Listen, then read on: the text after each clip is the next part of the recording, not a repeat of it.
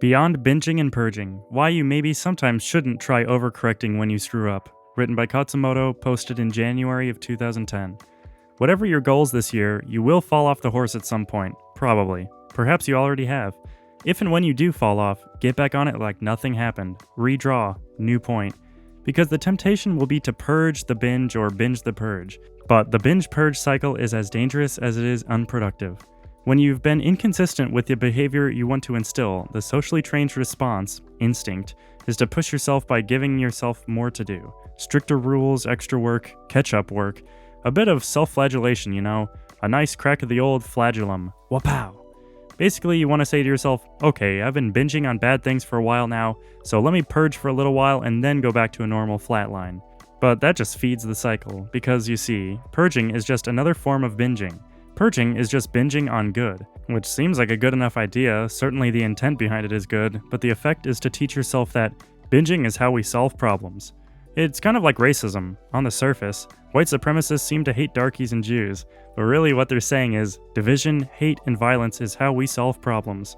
So what happens is that white supremacists can end up scarring up, beating up, and killing up almost as many white people, quote-unquote race traitors, as they do darkies and Juden and Irish and whomever the heck else.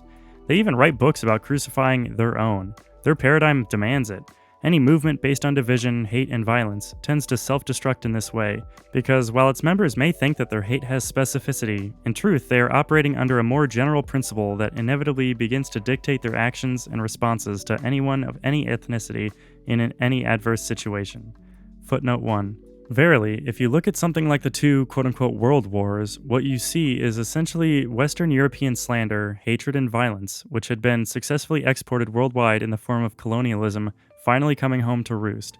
Caesar's crossing of the Rubicon was a similar deal. The Romans had tried to put a firewall around Rome proper, in fact, the whole Italian peninsula, essentially saying, alright lads, we impose order through military conquest out there, but not in here.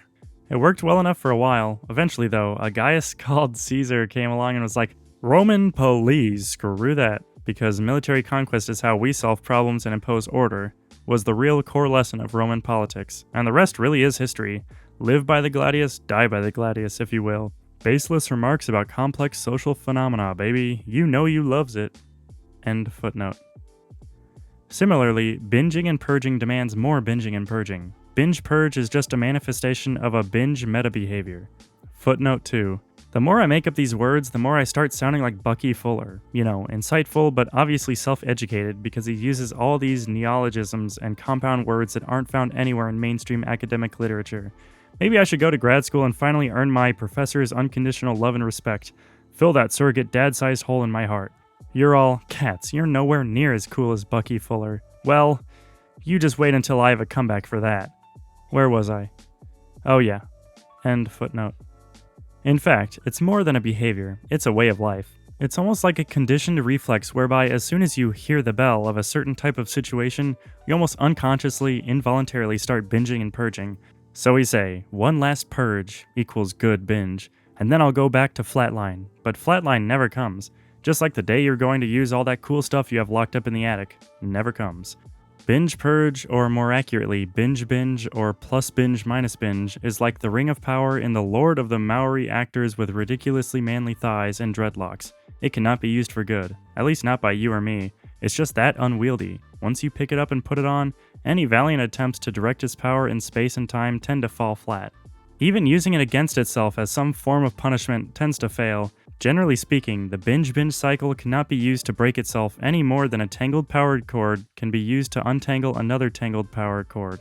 It cannot take you to your goals because the violence of the cycle will destroy you before you reach them. Maybe not the very first time, but somewhere along the way. Large individual goals are only healthily reached by consistency over time, by habit. Really, the only way to teach yourself this gradual behavior is by engaging in it. You can't get yourself to be gradual and go at a manageable pace by removing the privilege of moving at this pace as soon as you slip up. Accept the slip up as a natural part of the process. The way to get over those violent pendulum movements is to stop hitting the pendulum so violently. Get a hold of it and guide it gently. You'll probably run off course a little bit this year at some point, but that doesn't mean all is lost. Far from it. I hear airplanes spend the majority of their time flying technically off course. Footnote 3. Is this true? Any experts care to answer? End footnote. They just correct quickly and often.